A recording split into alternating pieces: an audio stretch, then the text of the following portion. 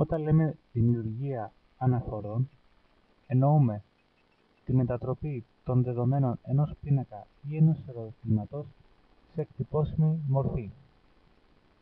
Για να γίνει αυτό, επιλέγουμε την χρήση πιλότου, θα μας βοηθήσει στη δημιουργία της αναφοράς και έπειτα επιλέγουμε από πού θέλουμε να τραβήξουμε δεδομένα ή να δημιουργήσουμε την αναφορά μας. Εμείς επιλέγουμε πίνακας και όλα τα πεδία του πίνακα να συμπεριληφθούν στην αναφορά. Πατάμε επόμενο. Ορίζουμε κάποια ονόματα πεδίων εάν δεν μας αρέσουν αυτά που είναι ήδη προεπιλεγμένα.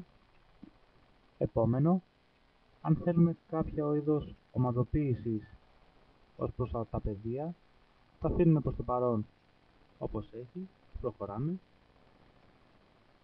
Πάλι αν θέλουμε να είναι κάποια ταξινόμηση αύξουσα ή φθήνουσα με βάση κάποιο πεδίο.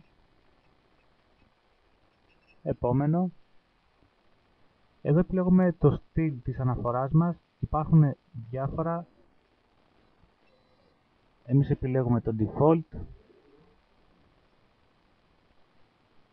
και στο τέλος δίνουμε το όνομα και την αναφορά.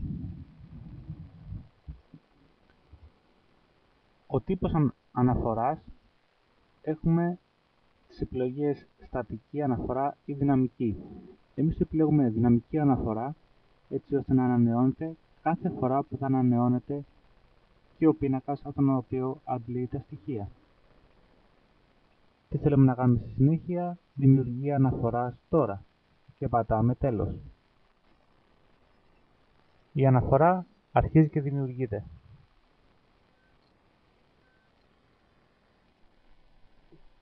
Η αναφορά μας δημιουργήθηκε και έχει αυτή τη μορφή. Ο τίτλος, ποιος την έφτιαξε, την ημερομηνία και τα δεδομένα που άντλησε από τον πίνακα που του είχαμε δώσει. Σελίδα 1 από 1 και με αυτή τη μορφή μπορούμε να το εκτυπώσουμε. Αυτός ήταν ο τρόπος με τον οποίο δημιουργούμε μία αναφορά. Με αυτόν τον τρόπο, όπως είπαμε, μπορούμε να φτιάξουμε αναφορές και να αντλούμε πληροφορίες από κάποιον πίνακα ή από κάποια ερωτήματα που έχουμε δημιουργήσει μέσα στη βάση μας.